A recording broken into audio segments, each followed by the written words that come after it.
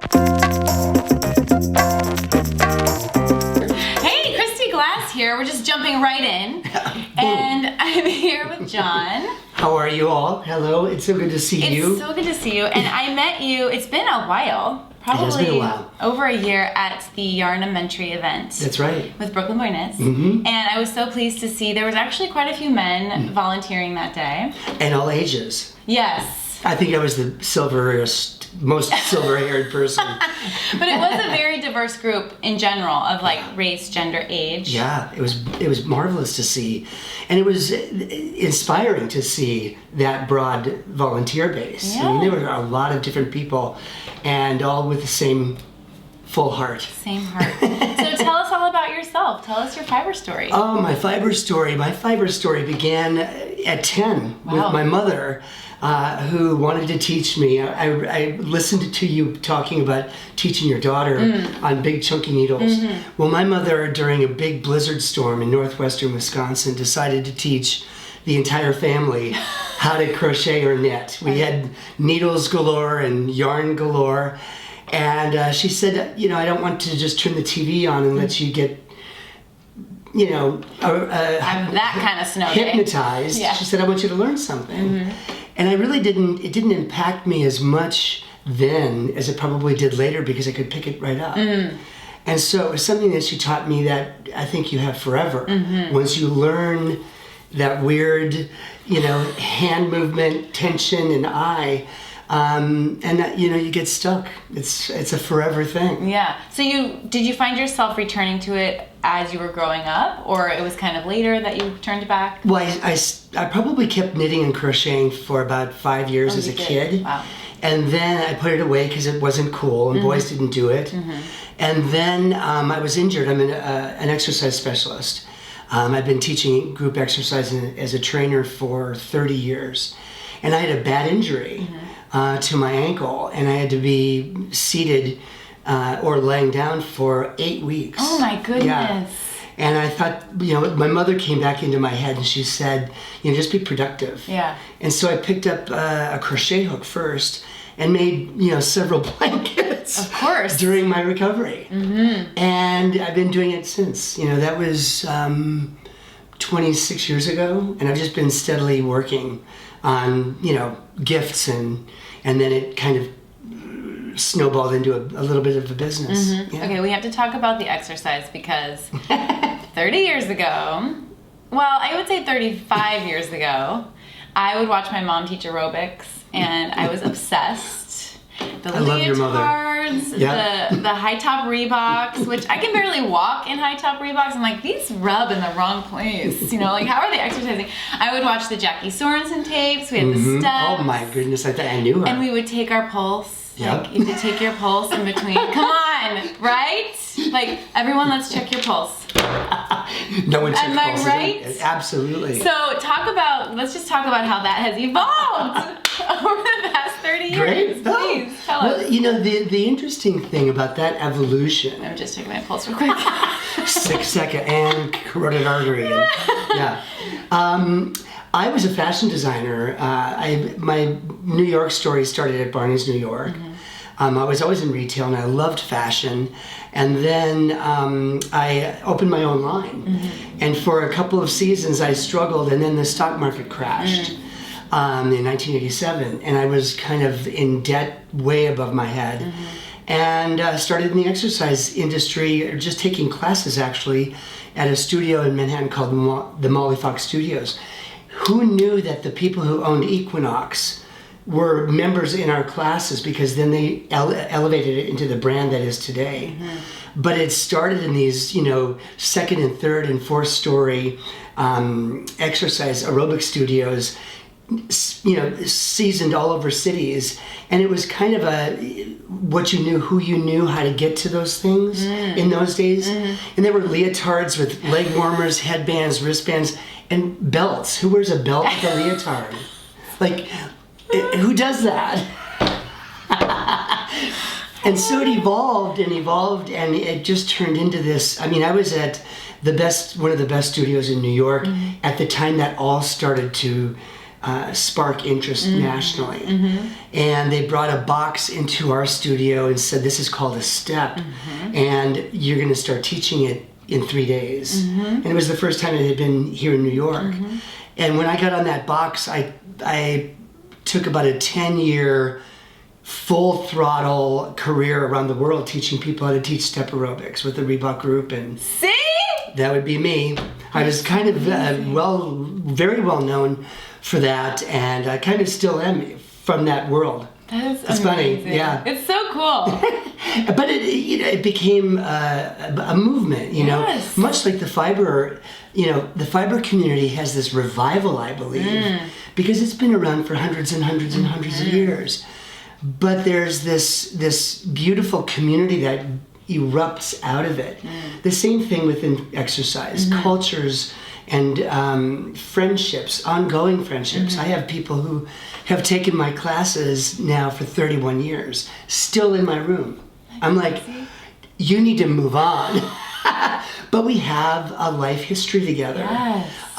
We have this thing about showing up and having a place in people's lives, which is, I'm very, very, very honored still to be able to do that still. So how many classes do you teach a week? 2. Partly because I'm aging, And I mean, you're going to have to continue to move as you age anyway. You do. You have to. But I've had my hip replaced. I've had a family genetic thing passed down with arthritis. So having arthritis and being an exercise specialist don't necessarily go hand in hand. And that's another reason why I've been able to knit and sit, but not sit and rust. Right. Oh, I like that. Which is one more question about the exercise before we start about knitting. Because I'm obsessed I don't mind. with this.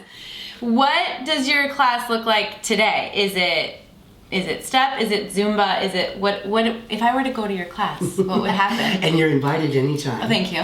What would happen? Well, I believe in interval training. I believe in the peaks and valleys of heart rate, rest, and recovery. And so I've tailored a class which is called Total Body Conditioning there. But at Equinox? At Equinox, yeah. But it's very different than some of the Metcon and other formulas that you see on schedules. Mine is very tailored to the joy experience. Ooh. Yeah. I find that, people have tailored or termed my class the happy class because people feel very happy when they leave. They feel a sense of achievement. But I'm a very light person, so I like to create a joyous experience and one that people can achieve. So I have 70 people in that classroom, aging from 83 to 24. Oh my! And I think I am an expert that will teach to all levels in the same room, making sure modifications are there because I have to modify even for myself. So I think a great teacher is going to be one who will offer an experience to everyone, not just the people in the front row, or the or the super fit. And that's where the fitness industry sometimes doesn't service their people very well because they continue to offer things that are so highly advanced that you uninvite a whole group of people. Oh, interesting. And I'm into inviting everyone into the room because they all have a right to be there. I like that, and I feel like going back to knitting that can sometimes happen as well. When I started wanting to become a better knitter, I felt there was a disconnect, and I'm probably guilty of this now too. That I don't know if I'm an expert knitter, but I'm just a much better knitter. And look at this. I'm an expert. Oh yes, I'm an expert. Expert. You just don't know that it doesn't quite fit just right. I thought that was the way it was designed. Yeah, it was on purpose. But what I'm saying is I felt out of that circle, like you were saying, because people on YouTube were talking about things and I was lost. I was like, I don't know what you're saying. So even I can be guilty of that. But if someone asks me, what does FO mean? I'm happy to answer that because I've just forgotten that you don't know that that's a finished object. Right. And I've forgotten that feeling when I was trying to get into the community. Right. And that was actually one of the main reasons I started this YouTube channel was to just make it a little bigger. More, like a lot bigger. Well, and then also just expand that message out. Yeah. Which is great. And this medium of being able to self-broadcast allows you to really address topics of conversation that really do need to be addressed. Yeah. And I find that American culture will go from A to H. Yeah. Immediately. And there are letters in between that you have to pay attention to. If you go on a flight, every time you go on a flight, you hear the same emergency, back exits and the lines, and we're having chicken Kiev at lunch. And I liked those double fingers too, though. right? They're so good. Why is it double? I mean, go ahead. But they always address that every flight. And when I teach exercise, I address everyone at every level. And if people have heard it before, you can never not hear it enough about technique and breathing and space. And I commend that, because I think it's not everyone has the same language skills or the broad glossary of information, and so they should still be invited in. Yeah, I like that. Okay, talk about fashion design. So we've heard about like age 10 to 15. We've heard a little bit about fashion design. You want to just know how old I am? No. But like, what happened with the design? Did you get formally trained? Did you do sewing with your mom? What knitwear was involved? I just want to talk about that for a little bit. Okay. I took, as I worked in retail from 1972, my first job in a clothing store, where I was changing light bulbs at that time and sweeping floors, and I saw a woman in a three-way mirror trying on a pantsuit. It was when pantsuits were breaking into the consciousness of our culture, and I said she looked really pretty. And the man who owned the store said, you're a salesman, so get off the ladder and just start talking to people. So at 13, I started selling fashion. And I just had this, a skill to find what worked well on people. And so as my life evolved, I came to New York. I worked at Barney's New York, selling clothing, and I was brought into a sales staff working for Alexander Julian in Midtown. And I looked at his pattern makers and knitwear designers, and I learned through observation. Then I thought I need to learn how to sew if I'm going to really understand what sewing is. So I went and bought a sewing machine and self-taught myself, on a machine, making a reversible robe the first time out. Wow. I like puzzles, so figuring it out was the biggest joy for me. The inside out, and then inside out, and then turn, and then inside and matching out a stripe. Yes. Matching a stripe. Totally. And I loved sewing, and I brought, what I did was I decided I was going to break out and open my own menswear line. Bold to do it, 27 years old in New York. And I had first designed a few very occasional dresses or celebratory dresses. Lucy Arnaz is a very good friend of mine. From that moment, she hired me to design a dress, which is on YouTube. You can see her in this dress. And it gave me license to call myself a designer. Like literally a moment where someone said, "You're this now." And I was like, am I? And literally I was, because the dress was worn on national television. It was beautiful. And then I believed it. So therefore I took myself more seriously. Yes. Then went into having my own collection of menswear, because I thought that was where I could stand and not be, the women's wear industry was so competitive. I found I could make put a position and find my niche there, and I did. My clothing sold at Bergdorf Goodman and at Charivari here in New York. And then the crash happened. And I crashed, found exercise, and it just keeps evolving. So when did knitting come back after the injury? We know about the injury, but then when did it become the job? That's the better question. Like the side hustle. The side hustle. Yeah. When and how? I was friendly with a designer in New York. His name is Brad Ford. And he is very well known in the entire interior decorating world here in New York. He was curating a big craft fair up in Hudson Valley called Field and Supply. And what it did was it was bringing artisans and crafting men and women who did woodworking, furniture manufacturing, fiber weaving, pottery, and putting them into this very curated show of about 18 vendors. Wow. there was a very stark black bench that he needed to stage. And he knew I had a chunky blanket on my sofa, and he loved it. And he said, why don't you come up for the weekend and bring that blanket, because I want to just put something soft on this bench. And I said, sure. So I did. And someone asked if they could buy it. And I said, sure. Yeah. And now this is the 5th year in. And I show at that show only and through his showroom. And now I'm selling quite a few. Yeah. Quite a few, actually. I mean, the nice thing is that big, chunky, well, you can't see it in frame, so we'll just hold this up. Here we are. These big, chunky knits. Big, chunky merino wool. And it's you know, we saw this big, chunky wave, I think, happen in the last few years. I was knitting with this particular yarn with Loopy for about 7 years now. I met them down on Grand Avenue, down in Lower Manhattan. They had a cute little shop. Oh, it was just fantastic. And So cool. made friends with Anna and Christina.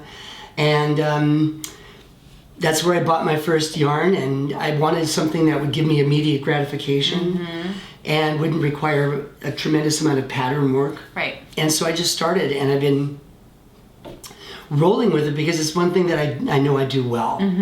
And that's what people come to me for. Now I have a whole host of designers that I work with for custom size and then custom color.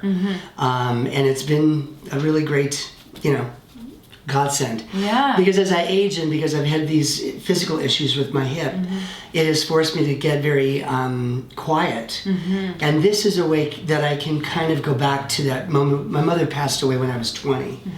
So when I knit, I kind of commune with her spirit. Yeah. And her essence is kind of with me. And I think that's the secret sauce inside my blankets, because people touch the blanket and they respond to the wool, but they said there's something extra. And I think that I think those energies are brought into what we do. I think that's why we love each other's art. Yes.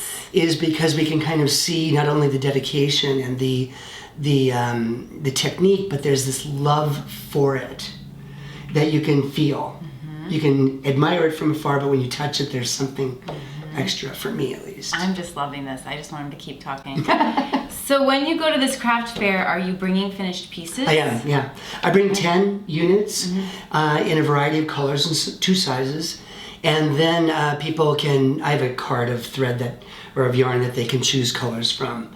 And now I'm actually working on some news that will happen shortly, but I don't know if I can really speak about it. Yeah. Working with an outdoor vendor for creating some accessories for outdoor, which is great. So they'll look at the samples and then order. They don't walk away with a blanket at the craft fair. The last day, the last few hours, they can. I see. So they could circle back, and if it's... Which they do. Oh, okay, cool. Yeah. Yeah. And I usually walk out. I don't leave with product. Oh, awesome. And if you should come up to that show. I wanted to last time. I think I had a conflict, but I think it's very close to my hood. And it's a week before the big yarn. The New York Sheep and Wool. Yeah, it's like it's around Columbus Day period. Nice. Now the desire for that particular show is expanded. They're doing one over Memorial Day. Oh, nice. Which will all be spring. Oh, I'll definitely be up offerings. then. Yeah. That's when I plant my garden. Which you should definitely go to this, because it is a groundswell of the most beautiful things you've ever seen. Wow. The most beautiful things. And there have been people there now with needlepoint that is extraordinary. People who are weaving beautiful cashmeres, linens, cottons. There are very few knitwear people. So you should even maybe think about, even showing or even broadcasting. It's such an amazing show right at the Hudson, or the Hutton Brickyard, right on the Hudson River. It's such an epic venue, and you'll see things that are so tasty, forged nails, and it's extraordinary. Yeah, like craftsmanship.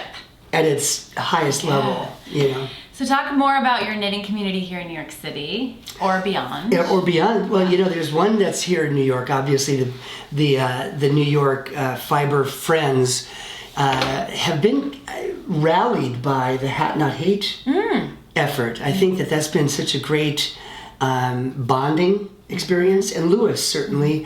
I remember hearing Lewis's Brooklyn Boy Knits on social media. He as soon as I saw that posting, I reached out to him because men who knit and boys who knit often kind of sat at home. We didn't knit out in public so much, and when the public events would happen, men would grab. It's like, I'm going. Yeah. And so when that happened, and that permission slip was given to men, I reached out to Lewis, and we were going to start a men's group. We were going to call it Stitch Please, or Stitch Please, and. Please. Love it. And we started talking about that. Then Lewis came up with the idea of the teaching kids in Yarnimentary. So I joined him in that.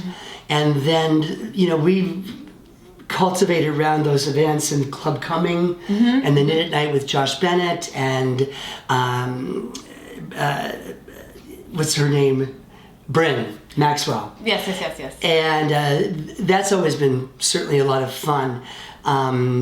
But what I wanted to do personally was create an evening like they've done there, done in Asbury Park.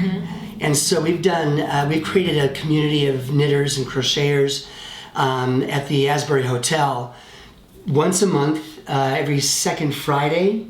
I have a pin here for you as a pit crew member of the Knit in the Pit, it's called. Yeah, Knit in the Pit. I love that. Pit crew. Pit crew members. Love that. They have a sunken living room at the Asbury Hotel, which is stylish and beautiful. So I approached the hotel and asked them if we could knit in the pit. And they were like, we love that. So I've been there now 5 months.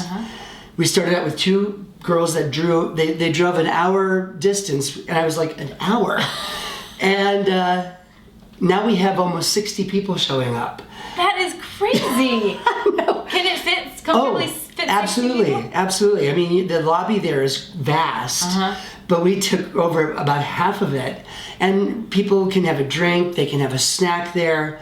You're a block off the ocean, and we've been invited to go for the full year, the second Friday of every month. And it takes people out of the isolation of winter and lets you sit down and meet new people and look at each other's work and admire that. And there's a great exchange of ideas. And now we've created this group of men and women that are bonded, and they love each other, and they can't wait to get back together. Yeah. Do you think you'll take it out to the sand this summer? I think that we will. I think we're going to plan a Knit in the Pit retreat, a day of stitching and stretching. So I'm going to combine all of my worlds together, and we're going to do something that will start in the morning around 9 and end at 6, where it will be a full day on the sand, on blankets, doing stretches of the obvious hands, shoulders, twisting of the torso, stretching of the lower back, then exchanging ideas about knitting. I have a sponsor already down there in Ocean Grove, Balzac and Company, who actually give us prizes every week, and they're fantastic. It's like this gem of a yarn store, like many of the ones that we visit.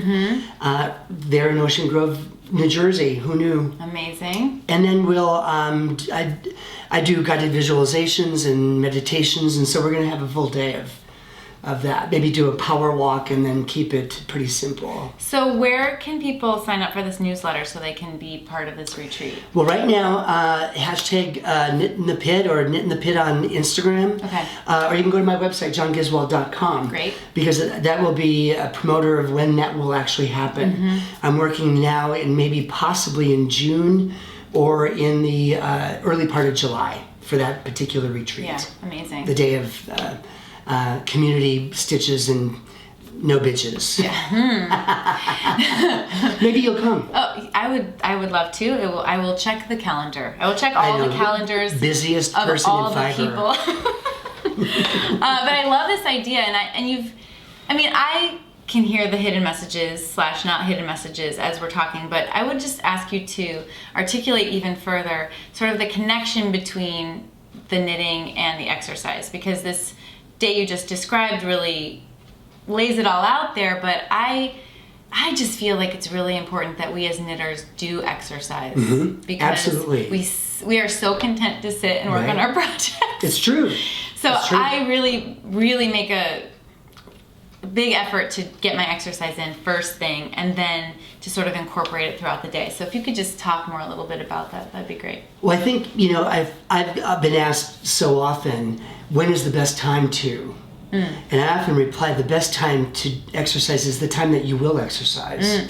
Anytime. Which it can be anytime. When you can actually do it, when you can schedule it in, and it's really important to be able to do that. We in the industry have said accumulating time is enough, and that's a passive way of saying that you can try. And trying is one way, but doing it is another. And making sure that it's as much a commitment to yourself as it would be to your children or to someone else who you were giving advice to. So I often look at exercise as a way of making sure that your body will provide you with mobility and agility. And if you move and if you're fidgety, you're usually leaner. But 80% of the way that we look is how we eat, and 20% is how we move. So if you look at what you eat and look at it almost as strictly as you would a pattern and try to decipher that, the languages are the same. There's a knit, there's a purl, there's all of the rules that we live by as fiber artists. The plate is the same. Minor amounts of protein, minor amounts of fat, and a larger amount of fiber. That's the equation. And that helps you to find your body. Not everybody is long and lean. Some are short, stout, some are tall and large. It depends on the makeup that you're dealt with, and then how to really honor that. But if you dedicate 4 times a week to making some kind of move, it being a 30-minute walk, excellent. And play tricks on yourself that you will have to put in those blocks of walking, parked further away from the destination if you're a driver. I always say take stairs up. Don't take stairs down because of the impact on your knee. That just hurts. That's what hurts. And you know why? No. Your body weight plus gravity plus the momentum that you go downstairs, the only thing stopping you is your knee joint. When you climb stairs, you're using several muscle groups and your core to climb. So when you're using muscle, you can perform, but when you're using your joint, there's just impact. So if you live on the 5th floor of your building, if you live on the 10th floor of your building, or if you live in a house where there's lots of staircases, use the stairs. It's free. Fine. It's free. If you don't have your kid, your daughter with you, and all. No, she's the one who does take the stairs. See, she races me. And that can be a game. So if you play tricks on yourself, like this is just a game, this is a goal, but it should implement as a lifestyle choice because it should be, and you'll adapt like you will adapt to from linen to cotton, from cotton to acrylic, because we're not yarn snobs here. We're not. Does it make sense? Totally. And, I actually, because of my lifestyle living in the city, I usually do between 10 and 17,000 steps a day, which is a gift. I really consider it a gift. And my husband, who works a desk job, I just will say, he runs all the miles, but then he still can get trapped in, being dissatisfied with his body. And I'll say, even if you just walk for 20 minutes at your lunch break, it just makes a difference. It clears your mind and allows you to come back fresh. And just kind of gets your blood pumping a little bit. And because I walk my daughter to school, even doing that twice a day, if for some reason I can't work out that day, I'm like, well, I've still put in lots of steps. That's right. Because it was 40 minutes of walking. That's right. So I think urban dwellers have a tendency to walk more. Totally. And I walk about 7 miles every day. And I know when I haven't. Me too. I'm sluggish. And we can sound, I sometimes have to catch myself because I'm thin. And I always have been. And so I assume, that my plight, is not considered a real one, but I have been really thin most of my life. And I have a sister who's very heavy.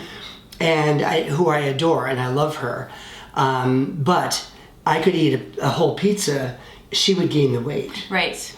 And so my quest was to keep weight on as an exerciser. So I'd have to eat almost 5,000 calories a day just to maintain my weight when I was exercising a lot. Yeah.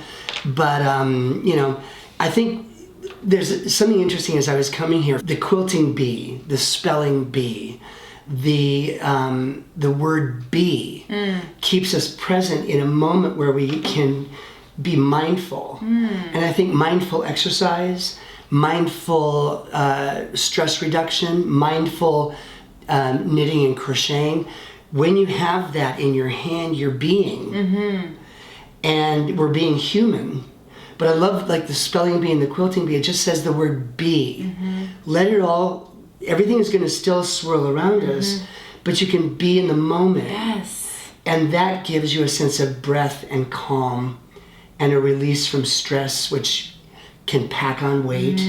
But if you can use the same mindfulness with walking, with your eating choice, with your project, then you're kind of mindfully stepping throughout your whole day. Yes. I love that. Yeah, that's very good, because we get so distracted, especially just with the technology changes over the past decade. I mean, I will go to look for something. Oh, let me look at that permission form for you. And then I just get distracted by Instagram. 20 minutes you're in. And then, wait, what was I doing? I mean, that's just, our days are so hijacked all the time. Yeah. So I love that you mentioned that. And I think we all have this tool of knitting as a starting point. And then hopefully we can apply that mindfulness to things like exercise if that's something we want to invite in. Right. And I love the idea of the mindful eating too. It really matters. It's such an equal component. Like with fitness, they say the equal components are strength training, cardiovascular training, and stretching. Two take priority. Stretching always gets the last minute and a half. Yeah. But each component should have equal time. And the same thing applies to eating and movement and our lives. If you make it a priority to exercise, eat well, you're sending a signal to your daughter to do the same. Yes. So it's just suggestion, it's subliminal. Yeah. And it can also be subliminal to yourself and play those breaking of habits and adapting to something new. I've learned that the most powerful parenting tool is to be what you want them to be. Yeah. So, because they don't really listen all the time. No, but they look. Especially when they get those headphones. But they watch and they look, and you're modeling. So everything you do, you have to be your best self. That is your best parenting tool that I've learned 17 years in. Yeah, and I think not only does your daughter benefit from modeling, but I think even reaching out to your audience and you model behavior that you embrace, you model your point of view, and people respond that way. I model myself. I'm certainly not perfect in any way, shape, or form, and I like to show my imperfections and make mistakes and let people go, oh, yeah. Yeah, same. I love that we can pull out a mistake in a project, or just say, you know what, the mistake is so far down and I've taken so much time. I left it in. I watched though. But I think that there's beauty in that. Right now I'm taking to mending. And the whole mending, I think there's this undercurrent of mending happening, and I find it so beautiful. Yes. To take something and transform it into something else. And if it means it needs to be mended, I'm a mended soul. Yes. And I think that those things show histrionics and show a life path. And so I think there's a beautiful poetic message in that for me. And I love knots, and I love the hand to what we do. There's something so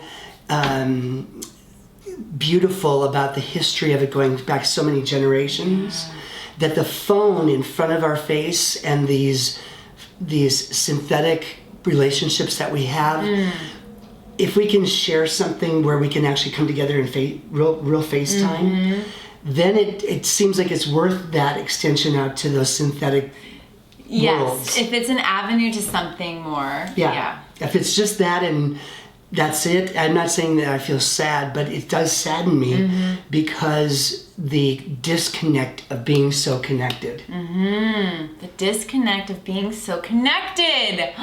You know? Yes. And I'm guilty, as we all are. We all are. And so I've had to pull back. And I had to pull back, and I had a very odd situation where I was involved in my church, and I was broadcasting me, this is the food, I traveled to Europe, blah, blah, blah. And this very agitated man came, and he approached me and said, how do I get your life? Ooh. And I was like, oh, David, you're funny. He goes, no, he was a little bit wound up. And he said, I want your life. How did you get it? And it kind of scared me. And I thought, I'm going to be very mindful of what I broadcast as well. Because it may look like I'm boasting or I'm bragging, and I'm not. I'm blessed. But I don't want anybody to come at me with this thing like, I want what you have. I felt a little threatened by it. Yeah. And people around us could go, yeah, he's wound up, and he doesn't know how to get that. Yeah. And it's taken me many years to achieve what I've been able to achieve. Right. And I'm blessed to have what I have, but I've worked for it really hard. And so if there's anybody asking about that, I've worked really hard, as we all do, for what we have. And I'm going to be less boastful about it online because someone may take it the wrong way. Yeah. It's not meant to be arrogant or to boast. It's really just to share. And though I've been opening up projects online and through Knit in the Pit on Instagram, and that's where the conversation is really healthy and flourishing about we're doing this, we're doing that, I'm doing this knit, I'm trying something out. And those are the conversations in that forum that we have. But here, this is where you get to meet the man or the woman behind the fiber or beyond the needle. Or beyond those Instagram photos. Right. And that's something that we talk about with my daughters too, because they're teenagers, and it's a constant conversation of what are you posting and why are you posting it, and what effect will that have, and I think we're all learning that along the way. We all make mistakes because we're the first ones to have social media. So our parents weren't teaching us what to do and what not to do. Right. And so we all make mistakes, and I think what's nice about knitters is that we regard each other with grace. Most of the time. Which absolutely. Is that undeserved, just sort of mercy that you have for each other when you're feeling safe at a knitting table and sharing something. I was at Knitty City once, and this woman sat down and I had never met her before, but because we were knitting, she just felt compelled to share. Yeah. And I was shocked because it was so personal, what she was sharing. Yeah. But she needed to share, and she needed to be safe in that moment, and that's where she went, Knitty City, and I'm sure she doesn't even remember me. She probably does. But I remember her because I was just touched that she would trust me in that space and tell me what was on her mind. And so, it comes up a lot with my girls with, I guess it's FOMO, that's what they call it, the kids call it, fear of missing out. And so when they see other friends posting with mutual friends of something they're doing, I say, well, how's that making you feel right now? You feel left out? Is it bothering you that you're seeing that? Or can you look at it as, oh, they're just friends hanging out, and based on what you're seeing and what you're feeling, how will that change, what you post in the future? Right. So I think that was the lesson you had with David. And absolutely. I hope David found what he was looking for. I think he did. And you mentioned the table in Knitty City. I love Knitties. I live right around the corner from there. And the table, the knitting table, is sacred. What you hear there stays there. And people do feel a safety nest there where they can really reveal very personal things, jokes. And that's one thing I love about sitting at a table with men or women, is because it's almost like the peacekeeping table. You can talk about a variety of things that are, very topical of the day, which is very testy at this moment, or something very historic and loving about your family in those shares. But for some reason, there's a level playing field at that table. And if you need to ask for help, you can safely. People are really willing to help very earnestly. But those tables, I think, are such a joyful, love-filled place that with these events that are happening Knit at Night here in New York, and Knit in the Pit in Asbury Park. Anywhere where you find more than 3 people knitting, you're going to find an essence of love and helpfulness, and I love that it's not a screen. Yeah, and some people have expressed online recently that they have not felt that in their knitting yarn shops, so I think that us talking about it hopefully will open people's mind to just really be more inclusive of everyone who really could use a seat at that table. Yeah. And I can see that you're making that effort at Knit in the Pit, which is really inspiring. So everyone out there who is feeling like they want to create that safe space, you can be like Jon. Just start it. And just start it, you know? It's been amazing. I called up the hotel and just said, can we do this? And they said yes. I said, okay, let's see what we can do. And it's being consistent, showing up, and opening the invitation to everybody. Yeah. I said you can bring a project, you can start a project, or you can start a conversation. Yes, I like that. Ooh, I like that. If you don't feel like knitting, just start a conversation. Yeah, and we've taught 2 people to crochet. Awesome. And they're 2 11-year-old twins who are part of a band. They arrived with their mom. They drove an hour away. Love it. And they were the stars of the night. Love it. Yeah, these 2 twins. And much like Jonah Hands, do you see him on Instagram? I've reached out to him because he's from Wisconsin, this young boy who's doing good things for the world. We find our community and we link through that portal, so it does portal. work. Yes. It does work. It doesn't mean that you live there. Yeah, it's not a dwelling, it's a portal. I love it. Portal. Your phone is your portal. Now get out and knit and find your people. Get out and knit. Find your people. They're there. Everyone is there. I love it. Well, thank you for this. My pleasure. Everyone's going to love this so much. And I will put underneath this video your website. Great. And Instagrams for Knit in the Pit and for you. And for me, I'm on Jon Giswold. It's JONGISWOLD. Yes. There's no R, there's no H. And I get the whole family vacation records, so. Sure. But I just love spending time with you, and I hope you'll come back. I would love to. I was going to bring product, but that's like hauling a trailer. Yeah, that's no good. So that's why I brought my chunky and my big needles. With these giant needles. All right. Well, I really appreciate it, and I will see you around New York City knitting. Great. Thank you. I will travel through the portal. We'll meet in New City. Okay. Okay. Bye.